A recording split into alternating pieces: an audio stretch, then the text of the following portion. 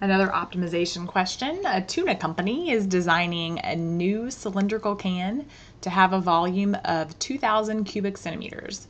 Find the dimensions of the can that would minimize the amount of material used to produce it. All right, so I'm going to go ahead and draw a cylindrical can so we can label the measurements that we're going to need. The things that affect the volume and the surface area of a can are going to be the height and the radius. That is what they have control over. Hey, height and radius. There we go. All right, so what are we optimizing? What is our constraint? We want to optimize, we want to minimize. We want to minimize the material. Well, the material used to make the can is surface area. So we're going to be minimizing surface area, and our constraint is that the volume, it has to hold 2,000 cubic centimeters of tuna. I don't know whether that's a lot of tuna or just a little bit. Okay, so the surface area of a right circular cylinder is area of the base.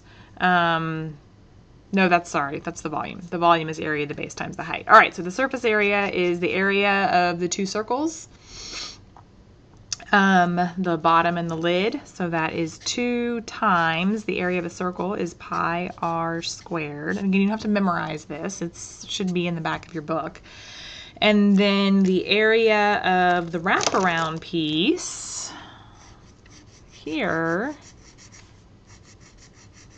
if you were to cut down and unroll it, it actually makes a rectangle with a height of h and then a length. This is what wrapped around the edge of the circle. So that's the circumference of the circle, which is 2 pi r.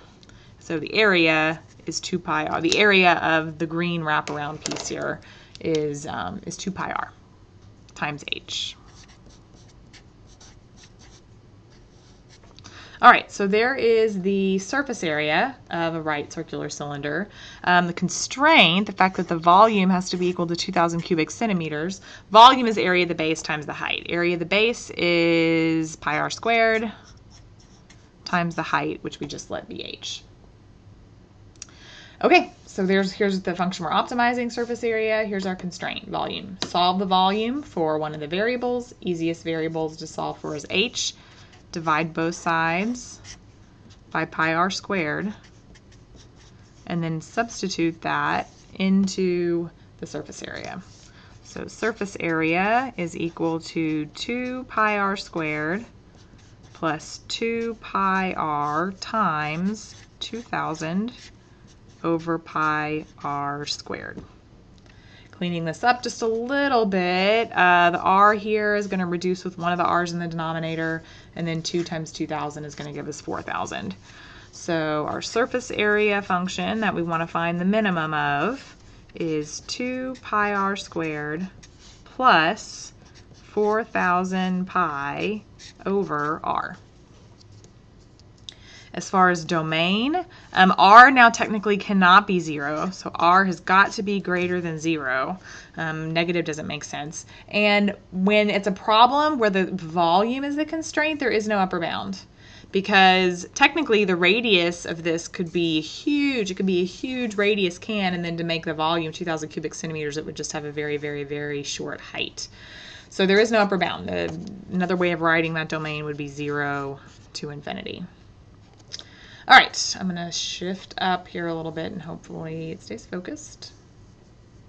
So we need the derivative of surface area so we can find our critical number.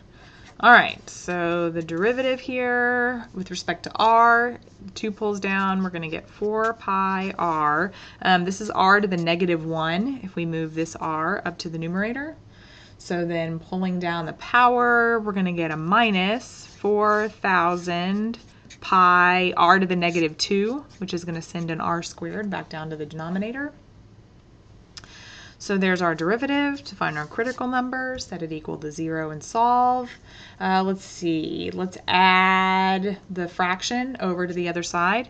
So we get 4 pi r equals 4,000 pi over r squared. Let's see, if you just multiply r squared over both sides, you get 4 pi r cubed equals 4,000 pi. Divide both sides by 4 pi to get the r cubed by itself. And I'll come up here.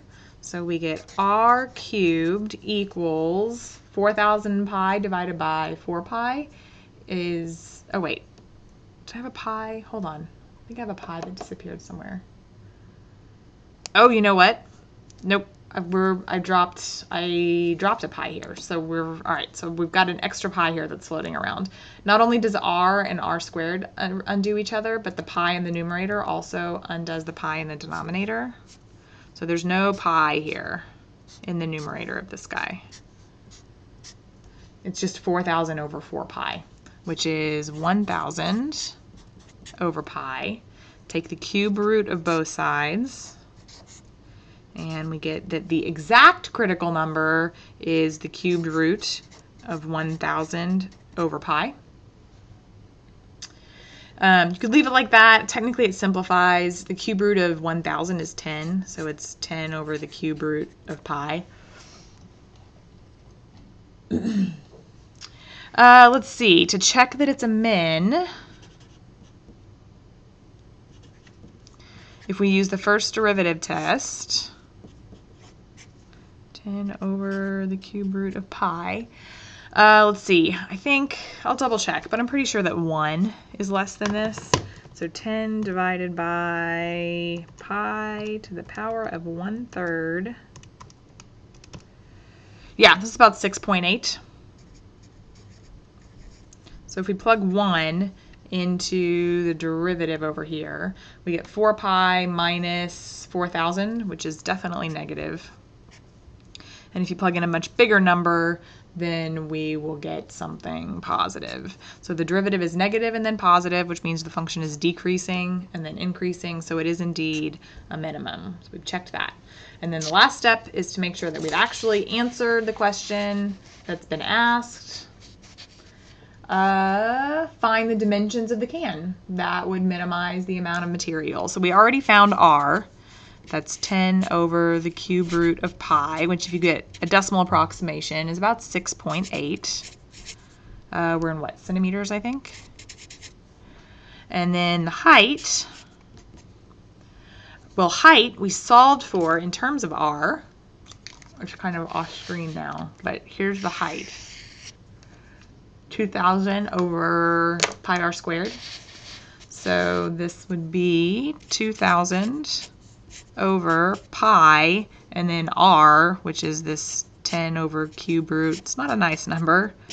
Cube root of pi squared, which then as a decimal approximation gives us about 13.7 centimeters for the radius and the height.